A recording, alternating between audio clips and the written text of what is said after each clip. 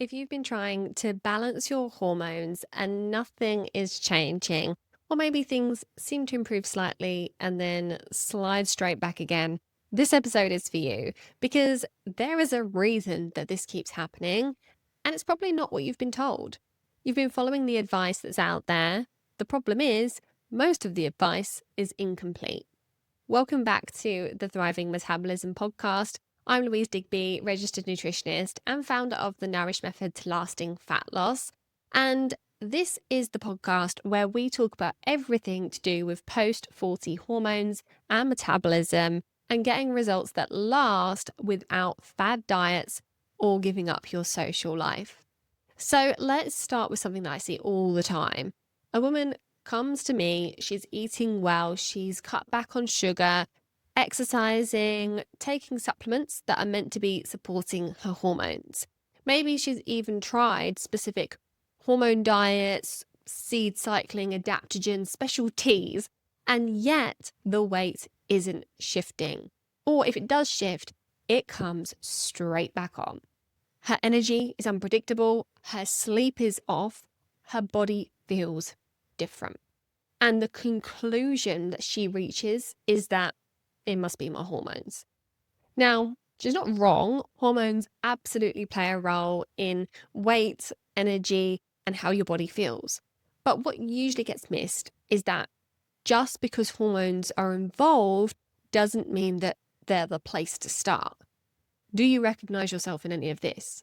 You're doing what you believe are the right things, but your body isn't responding in the way that it used to.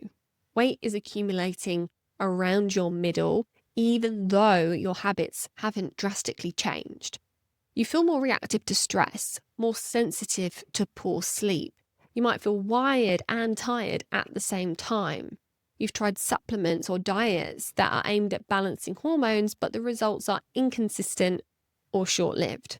And underneath all of that, you're feeling increasingly frustrated with not being able to regain control of this problem because it feels like your body has changed the rules without telling you. And I reckon that you've probably also looked around and seen other women who seem to be managing just fine. They're the same age, they're going through similar changes, but somehow they're not struggling in the same way. And that can make you feel like you've done something wrong, or maybe you're going crazy, or that your body is somehow broken. But I want you to know that your body isn't broken. It's responding exactly as it should do to the environment that it's in. And that environment is what we need to look at. So let's talk about hormones and weight, because the link cannot be ignored. Hormones influence how your body stores fat, how it uses energy, how it regulates appetite, and how resilient you are to stress. And that includes your sex hormones, so estrogen, progesterone, but also insulin, cortisol, and thyroid hormones. They're all part of this wider system that determines whether your body feels safe to burn fat or whether it feels like it needs to cling on to resources and shift into that protection mode. And when that system is working well, your body is flexible and adaptable. It can respond to changes that cause strain. It can tolerate stress. It can regulate weight without you having to micromanage every detail. But after 40, things change. Hormone production becomes more variable. Estrogen and progesterone begin to fluctuate. Insulin sensitivity often declines, which means that your blood sugars become less stable.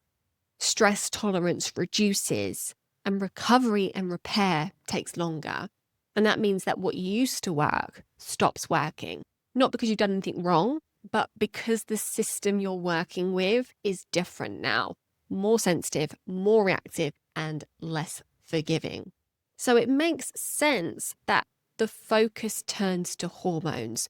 Support estrogen balance, balance progesterone, lower cortisol, optimize thyroid. That's what most advice will tell you. And to be fair, this advice isn't wrong. These hormones do matter. They do need support. But the question is, when and where do you start? Because if you try to support hormones before the wider system is ready, you're building on unstable ground. And that's when things don't work, or when things work temporarily and then stop.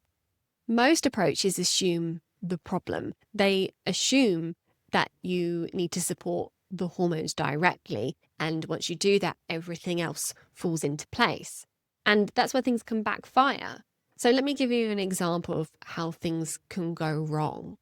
If your detox pathways are sluggish and you increase estrogen support, you can end up with more circulating estrogen, not less. And that's not good, even if you think you need more estrogen. And that can worsen symptoms: bloating, breast tenderness, weight gain around the middle, even acne and rosacea, migraines for some. If your blood sugar is unstable and you try to support progesterone, you may not feel any different at all, because the environment isn't stable enough for that hormone to have the effect that you're expecting. If your nervous system is dysregulated, and then you add in adaptogens like ashwagandha, for example, because they're supposed to support stress and energy levels, you might feel better for a few days and then nothing, or maybe even things might get worse because the underlying stress response hasn't been addressed. And those adaptogens are essentially asking your body to do more with less. And if your gut health is compromised, hormone metabolism itself is affected. You might not be absorbing the nutrients needed to make hormones. You may not be converting hormones effectively, or you may be reabsorbing what should have been eliminated.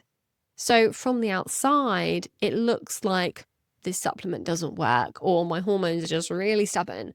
But what's actually happening is that you're trying to adjust the output without stabilizing the system that controls it. You're trying to start a fire when it's chucking it down the rain. And this is where we need to talk about the order of healing, because there is a sequence that your body follows. And when you work with that sequence, everything's easier because you're working with your body's needs. So if you think of it like a house, you wouldn't start putting up the walls before you finished the foundation. You wouldn't paint the walls until you filled the cracks. There's an order. And when you follow that order, everything works. But when you skip steps, things fall apart. Cracks keep reappearing.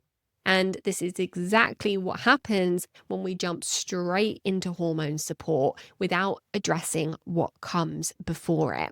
At the very foundation, this is your nervous system. Your body needs to feel safe, not just mentally, but physiologically.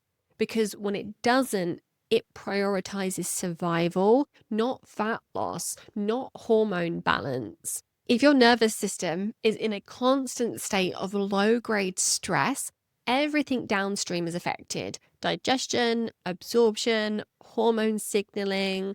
And this is something that most people don't realize. Your nervous system isn't just how you feel emotionally. It's about how your body interprets the world around you. Is it safe? Is it under threat? And if your body believes it's under threat, even if that threat is just chronic busyness or poor sleep or constant mental load, it will prioritize survival over everything else, including fat loss, including hormone balance. So the first step is always to help your body feel safe again. And that doesn't mean eliminating all stress. It means building resilience so your body can handle stress without staying stuck in it.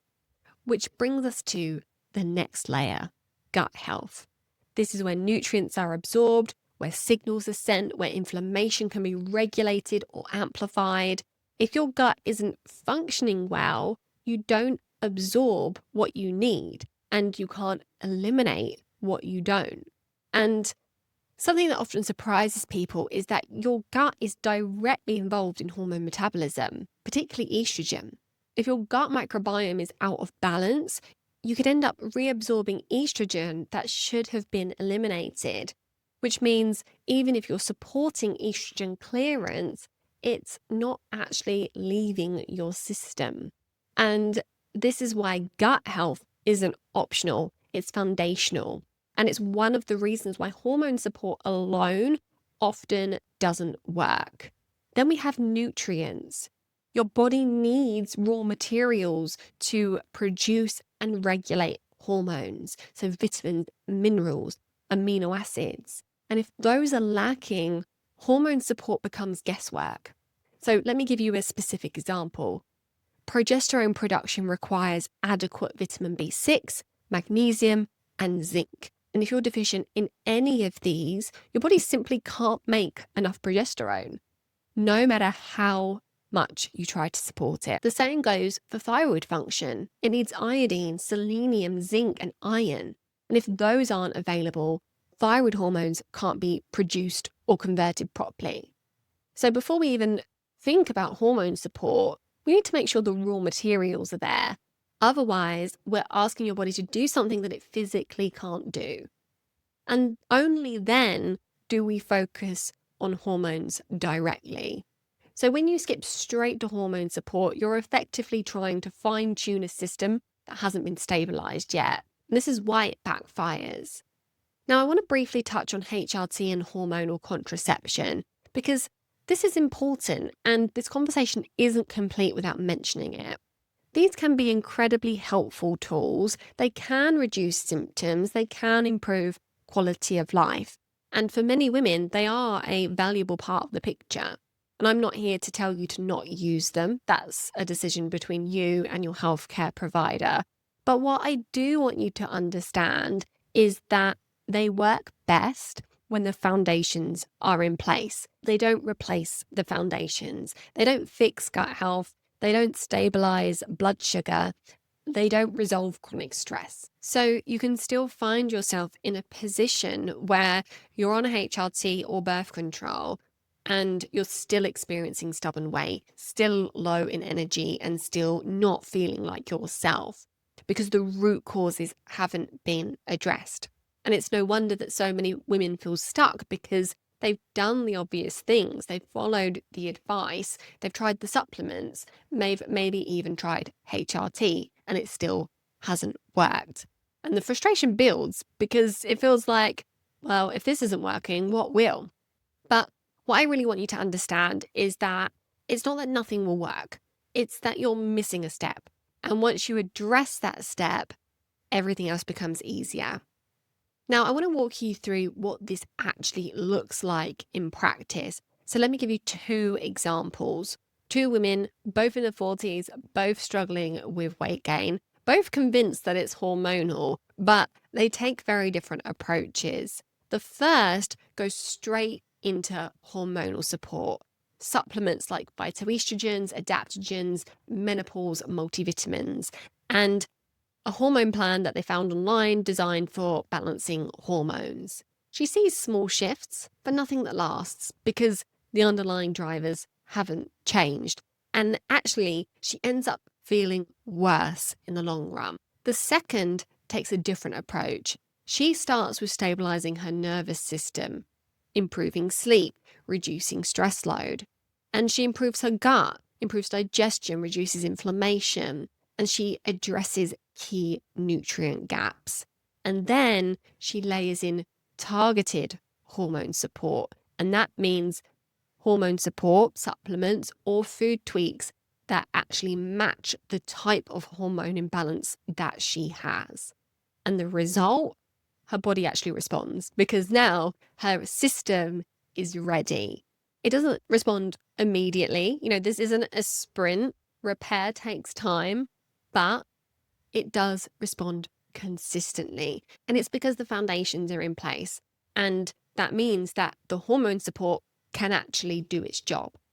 This is the difference. It's not about doing more. It's about doing the right things in the right order at the right time for your body so that your body can actually use what you're giving it. And this is the shift that I want you to take away from this episode. Not that hormones don't matter, but they are part of a wider system. And if you only focus on them, or even if you blame them, you miss the bigger picture. Because when you get the foundations right, hormones often start to regulate themselves more naturally. Weight becomes easier to shift, energy improves, and your body starts to feel predictable again. And that matters not just for weight, but for your long-term health, your metabolic health, your brain function, your resilience. Because this isn't just about losing a few kilos, it's about how you feel day to day. It's about having energy that's consistent, sleep that is restorative, a body that feels like it's working with you. And when you get this right, those benefits extend so far beyond weight. You feel more like yourself again, and the next chapter of your life starts to look much more exciting. And this is what's possible when you work with your body's natural healing sequence, when you stop fighting against it and you start supporting it properly. And I know that this might feel like a lot. You might be thinking, maybe this is too much for you to translate into real life, or where do you even start with this? And I can completely understand that, because when you've been stuck for a while, it can feel overwhelming to know what to prioritize. But the good news is that you don't have to figure this out on your own, and you don't have to do everything at once. Small strategic changes in the right order can create significant results. So if you're listening to this and you're thinking, this makes sense, but I don't know what's actually going on in my body, this is exactly what I'm going to walk you through in my upcoming masterclass. We'll look at why you might be stuck and why what you've tried so far hasn't worked, what patterns I see again and again in women over 40, and how to start identifying what your body actually needs so that you can stop guessing. You can register using the link in the show notes or comment the word fix on any of my posts on Instagram. You can find me by searching at Louise Digby Nutrition, or you can even just DM me the word fix if you don't want to comment. And even if you're listening to this episode in the distant future, you can still do that because I run these sessions regularly. If you found this episode interesting and you're watching on YouTube, then make sure you give it a thumbs up and hit subscribe. If you're feeling particularly generous, then please do drop a comment, which helps to boost that YouTube algorithm. Thank you so much for tuning in, and I'll hope to see you at my masterclass, and I'll definitely be seeing you in the next episode.